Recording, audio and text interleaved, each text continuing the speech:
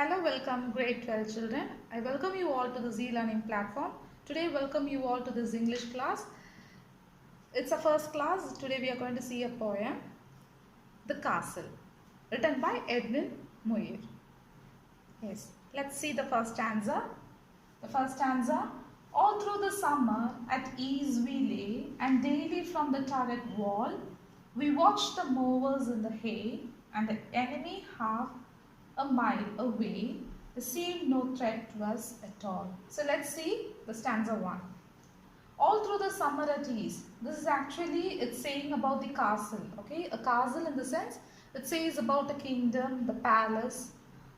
Okay, so here the poet is saying about a situation in a country or a place. For example, even if you take a life also, this kingdom, it's a kind of a voice of a soldier's voice, and that soldier is saying, all through the summer at ease we lay. So we have no problem, we have no battlefield, we don't have any war to be waged now. So everything is a peaceful condition in our country, and we are very happy, and so we are at ease, we are at leisure, we are relaxing all through the summer. And the next thing if you say, and daily from the turret wall is the castle, the top part of the castle. Okay, top part of the castle where you can see the guard at watch. Okay. From there they will be watching to a distance whether any enemies are coming to attack us, anyone is approaching to our palace. For that they will be standing there. For 24 hours they will be standing there.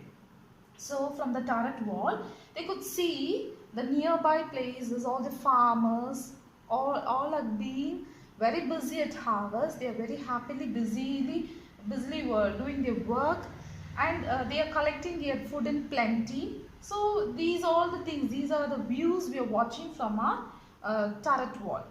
So and the enemy half a mile away, even though if we could witness of enemy at a half a mile also, we are not at all worried about it, because they are not going to attack us. They know us, that we are very powerful, we are always prepared, well prepared, so nothing is going to, that is, they cannot attack us so easily.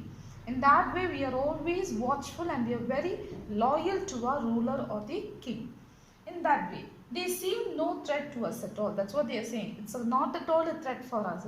We are not going to be very afraid about it. We are not going to be shattered, we are not going to shiver because the enemies are going to attack us suddenly, because always we are watchful and always we are loyal to our ruler. That is the main thing here. Now let's see the stanza 2. For what we thought had we to fear, with our arms and provender load on load, our towering battlements tire on tire, and friendly allies drawing near on every leafy summer road. Okay, here they are saying the condition how they are leading now. It's a very good, it is a very good plentiful time. Okay, it's a time of blessing also we can say. That is, for what we thought had we to fear. They are analyzing themselves. Is there anything for them to get afraid of anything? There is nothing like that. There is no reason to get afraid. Okay, so like that they are always leading their life, that is very happily, very peacefully, in a united manner, loyal to each other, especially to their ruler, and obeying their following all the rules and regulations, obeying their country's systems, everything. Okay, so with our arms and provender load on load, and they are saying the two areas. Arms is for the protection and provender for their livelihood, that is the food. Provender means food. So everything is in plenty in their country. With our arms is weapons, arms and food. Okay, weapons and food is load on load. It's available, plentiful. Okay, it's there for their sufficient, enough for their generations. On our towering battlements, tire on tire. Even our towers, okay, castle towers or everything are on watch, or everything or in correct security. And our friendly allies drawing near. Allies in the sense friendly countries. So the friendly countries are always approach them in a good terms. They are also keeping their relationship in a good manner. On every leafy summer road, on every leafy summer road, in every good condition, even it's a bad condition, but not especially not bad condition, but say they are saying always they come and visit them each and every time whenever they need or when there is a good occasion also, like that. This country is having a good terms with a friendly country, that is the countries nearby, neighboring countries, and even they have nothing to fear, they have enough to eat and enough for the protection also. This is stanza 2. Now let's see stanza 3. Our gates were strong, our walls were thick, so smooth and high no man could win. A foothold there, no clever trick, could take us dead or quick. Only a bird could have got in. The previous stanza we saw that they have very good security, a good loyal soldiers, and they have plenty, that is they are blessed with they are blessed with good harvest and everything. So they are in a very good condition now. Now here in our gates were strong. We are saying our gates, our fort, our fortress, everything are strong. Our walls were thick. We have a very good walls. We have built a very good wall. So smooth and high. It's very smooth. Nothing, no crack or anything is there. It's not able to, it will not crumble so easily. And it's very high also. So no man could easily get inside without our permission. A foothold in the sense position. A foothold, a position is there. That is, they are maintaining such a system that no one clever planning, any cunning planning could take us dead or quick. That is, nothing can take us, that is through cunningness. Okay, over cunningness, nothing can make us, that is kill us or take us into arrest. Then only a bird could have gotten. So such a good security they have. So because of that security, other enemies or any others cannot get inside. But only the birds, that is innocent birds alone can get inside our fortress, inside our castle, inside our area, inside our palace. Okay. So that's stanza 3. Let's see stanza 4. What could they offer us for bait? Our captain was brave and we were true. There was a little private gate, a little wicked gate. The wizened warder led them through. So here you can see the previous 3 stanzas. You can see how good they were, how they are leading a very good life, and how in a good loyal and unity they are living as soldiers to their rulers. Very true.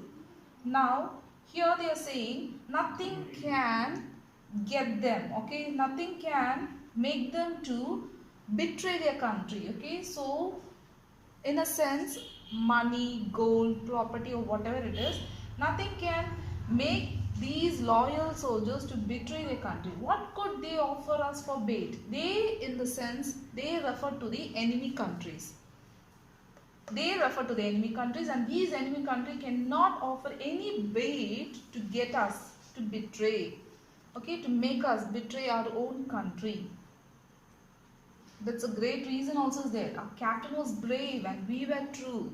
These 2 words are very important. Okay, so they are saying their captain is very brave. He is very brave to face any kind of war, any kind of a strong enemies who come against them.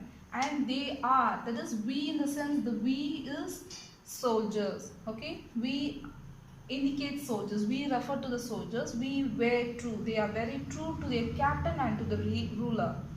There was a little private gate, and they are saying these soldiers know all their secret gates, about their galleries, about their all the things. What are the things where are the important areas in the citadel, in a castle, in a palace, everything they know, because they are always in guard. And they know which is a private gate, which is a secret gate, everything they know. But that's what they are saying. He is indicating here as there is a little private gate, but this private gate was known to a wicked guard. Okay, guard in the sense G-U-A-R-D, guard. This guard knows this wicket gate. Wicket is very small, secret places. Always a secret gate is very small only. And this wicket guard knows this gate. What he did is, he is a little bit old man who knows cunning tricks also. That Wizened water, what happened is, made these enemies to get through or penetrate into the country through this wicket gate. Okay, so that there starts their what is difficult time? There starts their hardships. Okay, hope you understood the stanza 4. Let's see the stanza 5. Oh, then a maze of tunnel stone grew thin and treacherous as air. The cause was lost with a groan, the famous citadel overthrown, and all its secret galleries bare. Okay. Here in this stanza we can see the pain of the poet. That is the pain of a soldier. Oh, then a maze of tunnel stone. That is, they have lot many secret pathway under the citadel. Okay, under the palace, and these all were thin and treacherous as air. Okay, they were all, that is, for in the previous stanzas we saw, that is, there was a very thick, very strong, but now he cannot proudly say that it's very thick and very strong. Instead, it's really helpless, thin and treacherous as air, and it's not able to, we cannot even believe the air now, because who is now going to betray us, we don't know. Who is going to capture us, we don't know. The cause was lost with a groan. Everywhere there is the cry of pain and cry, and everything was lost. Even the famous citadel was overthrown, was defeated. The invaders even looted the secret galleries. That is, secret galleries bare, in the sense they have taken away everything. The invaders, the conquerors have taken away, looted all our wealth and everything. So we are really helpless now, and we are not able to do anything. We cannot fight against, because one among us has betrayed us. So we are really under a great pain and defeat now. Now let's see the last stanza, 6th stanza. How can this shameful tale be told? I will maintain until my death. We could do nothing being sold. Our only enemy was gold, and we had no arms to fight it with. Now here it's a conclusion, and you can see that he's making a solemn vow that he's not going to say this shameful situation. Tale is story, okay? The shameful story of their country. That is, in our country, we one among our friend, that is, one among our soldier, one among our person, one among our citizen, had betrayed our country. We cannot say this shameful, this is a really shameful thing, and this cannot be shared to anyone, will not be told to anyone. I will maintain until my death. Till my death, I will maintain the story. Okay, I will not share this shameful story to anyone. Okay, I will keep it in very great secret. We could do nothing, because when we are defeated, when we are being betrayed out of disloyalty, we could do nothing. Only we will be sold. And how they are being sold? They are sold by getting gold. Okay. So our only enemy was gold. We cannot take that disloyal warder as an enemy of ours, or the enemy of the country cannot be taken as. When a person sees gold or wealth, immediately that person, that is the good character of the person, will be changed into wicked character. Okay. So that's what the poet is saying here, sharing with us, wealth and gold surely makes a good man, or turns a good man into a wicked man. And our only enemy was this gold only. In the palace they have enough of gold, but that gold is good for the betterment of the people. It was used by the ruler like that. But now here it is not like this. Because of, to get the gold, to grab gold, to get benefited by the gold, to become rich out of greediness, what they are doing is, they are betraying, and we have no arms to fight with it. For such kind of disloyalty, such kind of treacherous act, we cannot fight against it, because we have no such arms. We had arms in loads. Yes, it was. We had thick walls around the citadel. But nothing can be fought against this kind of greediness. Greediness and treacherous act cannot be fought with simple weapons and arms what we have to fight against the enemies. Okay, so that's what the poet is sharing here. Hope you understood the poem. It's a very, very sentimental poem, and a very patriotic poem too, where how a country is being betrayed and how a painful the sorrow being shared by a soldier. Okay, so poet Edwin Muir is speaking or giving a voice through the painful soldier. Okay, hope you all understood this. I hope you enjoyed this poem, and there are few rhyming words also. I'll teach you these rhyming words now. Here are the rhyming words. Stanza 1. The rhyming words are lay, hay and away, wall, all. In stanza 2, fear, near, tire. Then load and road. The third stanza, thick, trick, quick, win, in. Stanza 4, bait, gate, true and true. True and true. Stanza 5, stone, grown, overthrown, and air and bear.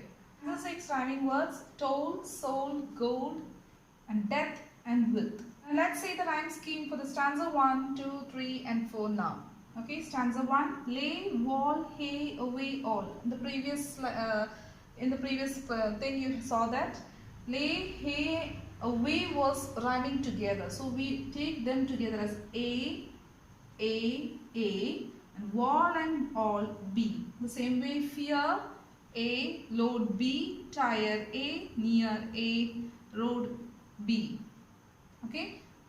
Stanza 3. Now A, win is B, trick is A, quick is A, and in is B. Stanza 4. Bait A, true B, gate A, true B. Hope you all understood this rhyme scheme. I want you all to do the rhyming scheme for stanza 5 and 6, and you can comment it in the comment section. Okay. Put the answers in the comment section. Hope it's the same only. If you want, you can do it, or well and fine, you can continue for the stanza 5 and 6. Thank you. Have a nice day.